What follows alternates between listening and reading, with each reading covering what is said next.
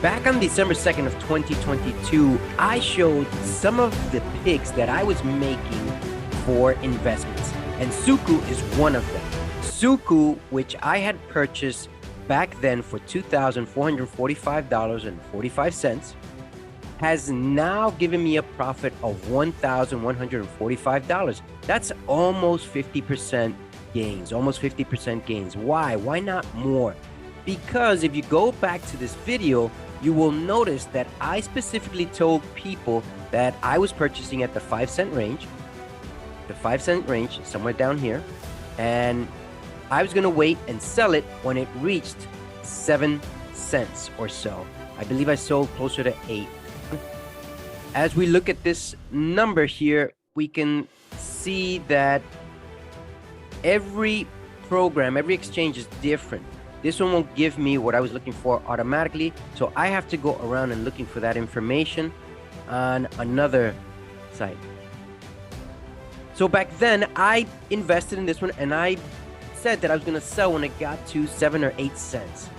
Suku has made almost a 50% gain for me. Isn't that great? Now, what's happening right now? People are undecided. Should we go long? Should we go short?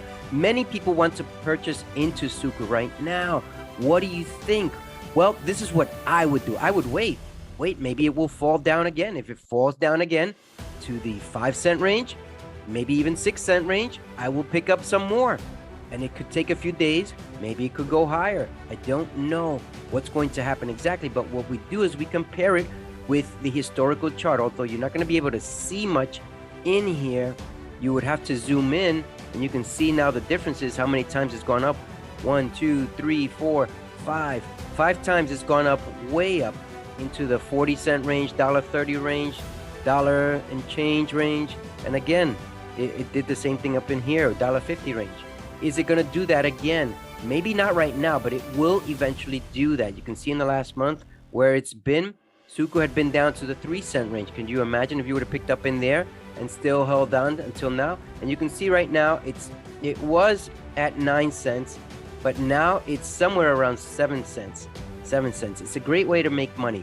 Now, I want to talk to you about one important factor today, and that is about the Bank of America. Bank of America has had a lot of complaints because they were releasing information out there. Bank of America has had a lot of complaints, and I want to share this article with you here so that we look at this. Bank of America glitch sent customers into panic over missing funds. Isn't that terrible? Terrible. Now, why? You can see in this article from time.com that Bank of America's customers began reporting issues with payments through Twitter with Zelle. They've had problems with Zelle. How did this occur? Over 1,000 customers have complained in reference to losing money, but this is not the first time it's happening, and that we'll go into in a moment. Now, what has happened? One is people use Zelle to pay other people, to pay bills and so on, to avoid credit card fees, to avoid the fees in general. Now, with Zelle, it doesn't have any cost related to it. Money just disappeared. Money that just disappeared. And all the people got was information on how there was an inconvenience at the moment and that it would be fixed in the next several day or two. From January 14th to January 17th of 2023, some people were paid their bills, and then all of a sudden their money disappeared after it was paid, reflecting a negative balance, meaning that they're either past due or something like that.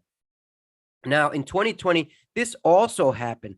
Bank transfers, they were lost.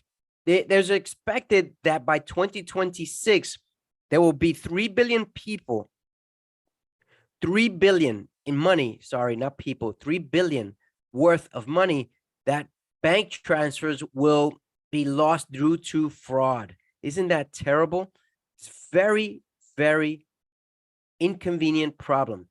Zelle offers no guarantees. However, the banks have guarantees, and they are FDIC insured up to, I believe it's 200,000. That's right. Many people who leave their money in the banks, we don't know that our money is guaranteed by the government. And that is very important through an insurance program that they have.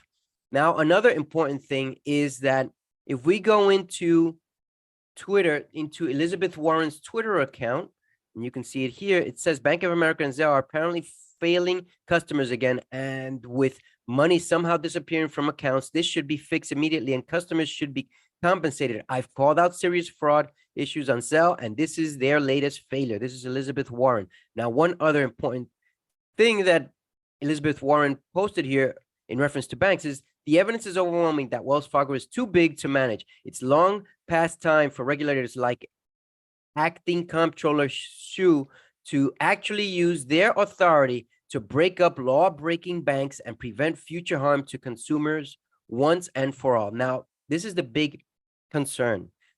Many of us, including myself, figure that the banks will eventually have an inconvenient day, meaning they won't be able to give people's money back because of the way that the recession is going, and we could be going into worse than a recession. What is worse than a recession? Stagflation, where nothing moves, nothing gets bought, nothing gets sold, and people can't work.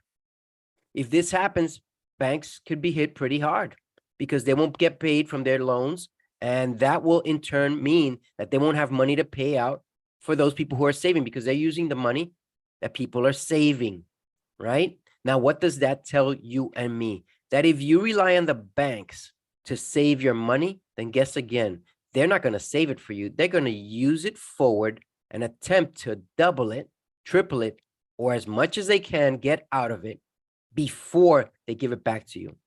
Remember, banks are here just to hold our money, to keep it in safekeeping, maybe to pay bills, but it's not for savings, for long-term savings, unless you have it as an emergency fund. But remember, either money is used by other people or you manage your own money. This is CeoTrades, where money works for you. Remember, I'm not your financial advisor. Always seek the help of a professional in order to make the best decisions for you. Until the next one, take care.